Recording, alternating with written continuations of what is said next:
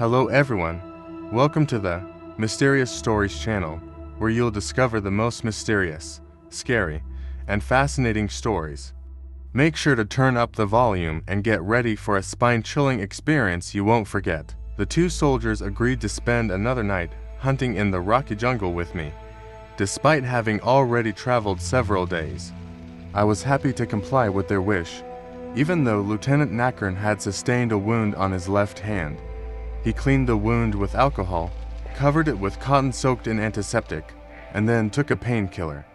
He was confident that the infection wouldn't make him ill like it might with some forest hunters. We tried to persuade him to stay and guard the camp, but he refused.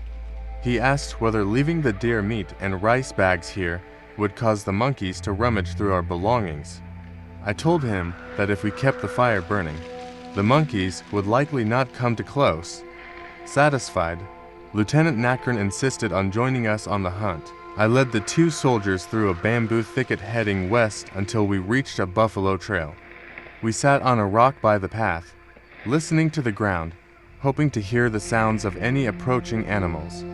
I was wary of the elephant herd, particularly the aggressive lead cow with her peculiar pinkish hue. She was known to be dangerous and could charge at us without warning, trampling hunters like us into the ground. Don't worry, if an elephant comes, we'll just load up our rifles with slugs instead of shot. We'll shoot if it charges, Lieutenant Nackern boasted. We sat quietly under the shade of wild lime trees, listening to the jungle sounds, pheasants cackling, and the echoing cries of gibbons reverberating through the valley. The jungle, dense and dark, was far more oppressive than the village or city. Even at 5:30 a.m., it was as dark as midnight. Squirrels, the jungle's sentinels, began chirping in the dense and open forest. Sometimes, their unusual calls were a sign of hidden danger. Forest hunters like us knew that when a squirrel's cry changed, it indicated imminent danger nearby. Deer and antelope would naturally heed the squirrel's warnings, alerting them to any approaching threat. I paid close attention to the squirrels' cries, as they were crucial in detecting any movement. The ground wasn't scorched by fire, so the dry leaves had accumulated into a thick layer nearly a foot deep. Every step a hunter took required caution to avoid rustling the leaves and alerting any nearby wildlife. After a while, the squirrels' cries became less frequent. Then, four-legged creatures began to cry out, accompanied by the calls of various forest birds. I whispered to the two soldiers to carefully approach the area, shining their flashlights as they moved. The clock on Lieutenant Nackern's wrist indicated that it was now past 6 a.m., but the forest remained shrouded in darkness. Under the shade of the towering trees, it felt like twilight, despite the early hour. Woodpeckers pecked away at the tree bark, and the cold winds sent shivers through our bodies. Sergeant Yem, noticing I was shivering, kindly offered me his jacket, saying, "You're thinner and might get cold easier. I've got more fat to keep me warm." Amid the cold, I remarked that some deer were beginning to emerge from the forest to graze. Some, after feeding, would retreat back into the woods, while others might go down to the salt licks. "Look carefully," I said. "It's so dark, I can't see clearly. Should we use the flashlight?" asked Sergeant Yem, but I quickly motioned for silence, raising a hand to cover my mouth. I pointed toward the edge of the bamboo thicket, where 3 squirrels were chattering unusually. Soon, 2 jungle fowl flew up to perch on a bamboo branch. I placed my rifle down and pressed my ear to the ground, listening for any sign of movement.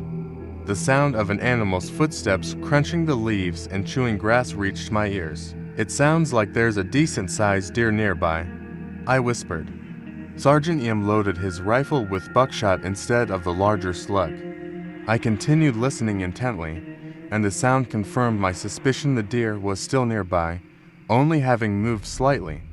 I was well acquainted with this forest and could recognize the signs without error. Sergeant Yim stealthily crept forward, crouching behind a cluster of trees about 20 meters away.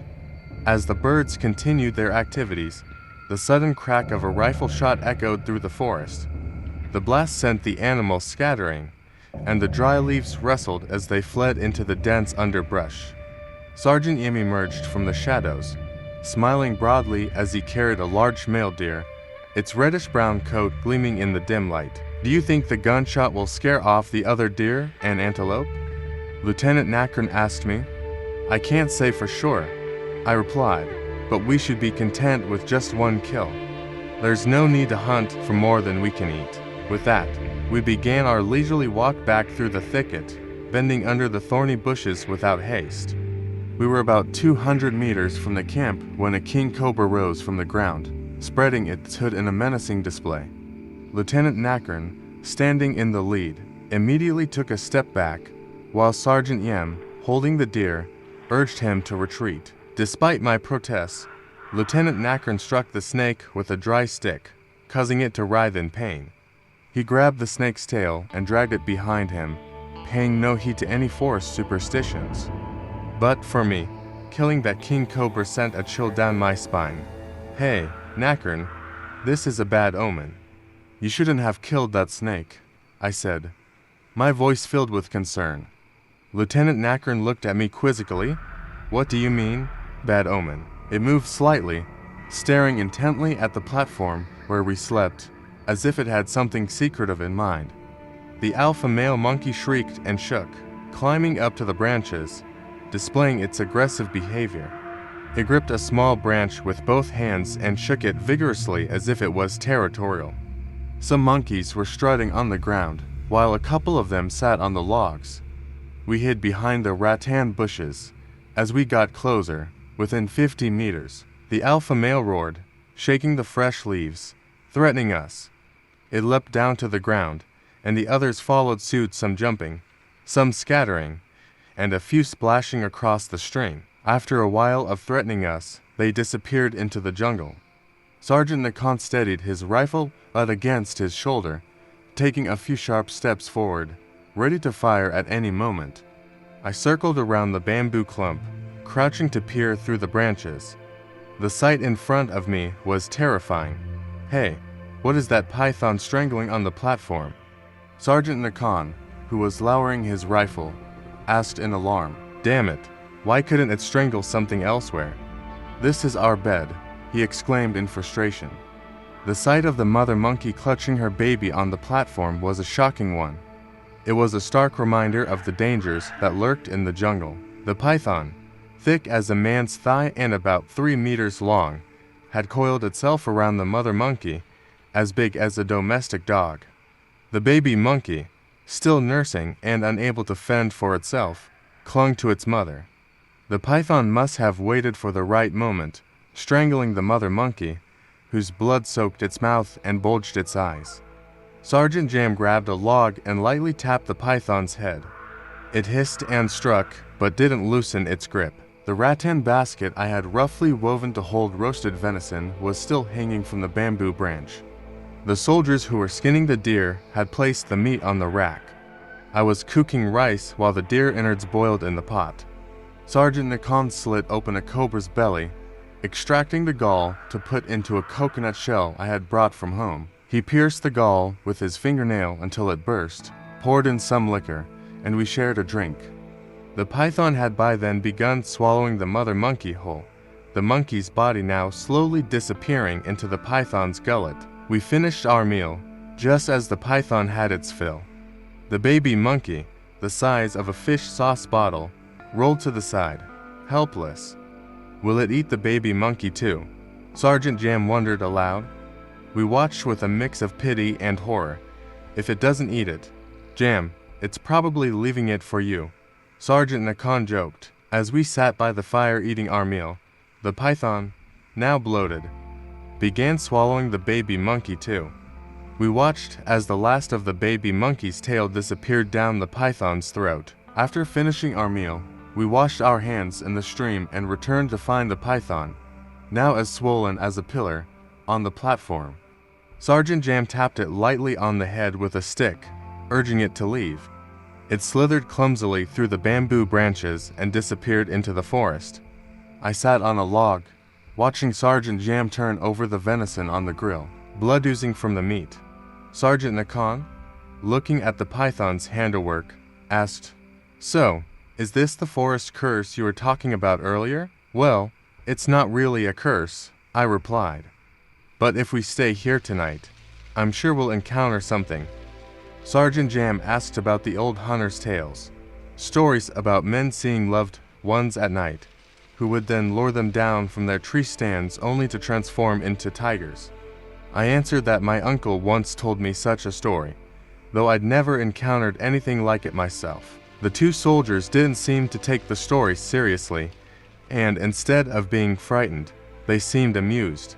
Sergeant Nakan even expressed a desire to encounter a forest spirit, joking that it would make for an interesting tale. This made me anxious, as I knew the dangers of challenging the jungle spirits. There were some things I hadn't told them, like the secret of using a particular tree bark to repel forest spirits. I had used it the night before, which is why we hadn't been disturbed. But I didn't share this, as I wasn't sure they'd believe me. As the sun grew hotter, we rested to conserve our energy for the evening hunt. Our breakfast leftovers would also serve as our dinner. Shortly after eating, we grabbed our rifles and set out, skirting the jungle edge in search of deer. I crouched beside a rock near the campfire. Suddenly, the sergeant shouted again, "Hey, it's happening again." Both of them jumped up quickly. Sergeant Nakan reached for the flashlight on his bed and shone it up at the big branches. Sergeant Yem called out for me to shine the light toward the bamboo thicket. A nocturnal animal leapt across the stream and into a vine bush, making a loud noise. Sergeant Nakan yawned and complained loudly, asking me, "Hey, Thet, what was that thing that jumped?" I responded that it might have been a macaque. He didn't answer, but withdrew his feet and shone the flashlight at the frothy saliva visible around his big toe. Sergeant Yem looked worried, running his hand over his head, down his side, and along his legs, then muttered, "Oh, it's so cold, like ice pressed against my calves." I could feel something warm on my big toe, like a rough hand with a foul smell, like fermented fish. I shone my flashlight on his big toe and saw sticky, drying saliva around the nail. Having grown up in the forest, I guessed it might have been a monkey licking his toe for fun. On the first night, I smashed some macan shells and soaked them in water to sprinkle around the bed. Monkeys are repelled by the smell, so they didn't bother me. I lied to the soldiers, saying it was to ward off mosquitoes, but tonight, I let the monkeys scare them because I didn't want them to hunt animals to sell outside. People should respect the forest and only take what they need to survive, not hunt and sell animals for profit. After this incident, they couldn't sleep anymore. They asked to sit by the fire with me. Sergeant Nakan walked over grudgingly. The clock showed it was around 5 a.m. The roosters began crowing more frequently, and the forest was filled with the sound of cuckoos. A light mist bathed our faces in cold moisture. I nudged both soldiers to load their rifles because we might encounter elephants. Sergeant Nakan broke open his gun and loaded slugs instead of buckshot. Soon, we heard the groaning of an elephant near the bamboo grove. The sound was soon answered by others in various spots, meaning we were surrounded by a herd of elephants. Sergeant Yem asked me anxiously, "Thet, how far do you think they are?" I said, "Probably near the bamboo grove, where Sergeant Nakan shot the deer." "Right there. Hung so. Where are we going to hunt deer now?" I told them that I would head west alone, while the two of them should go south. When it was time for breakfast, we would meet back at the camp. However, with the elephant herd so close, we hesitated. After coordinating, we set off. We flashed our lights around and quickened our pace. Although dawn was breaking, the thick jungle below was still dark. We walked through the damp grass, the cold making us shiver slightly. We had walked along the forest edge until we could see the dark outline of mountains in the distance.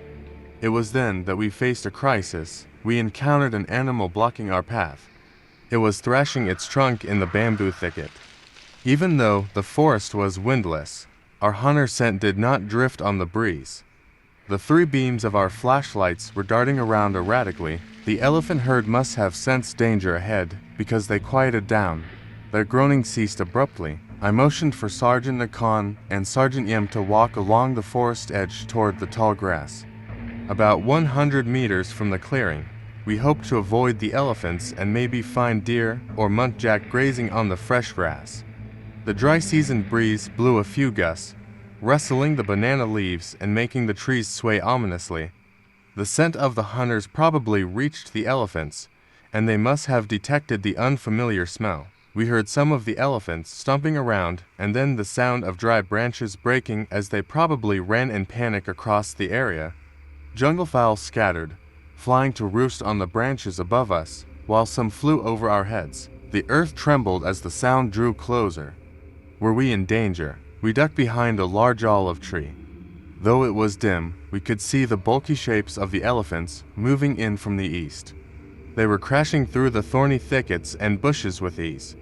Two elephants ran about 10 meters from the forest edge, while several others sped about 50 meters away.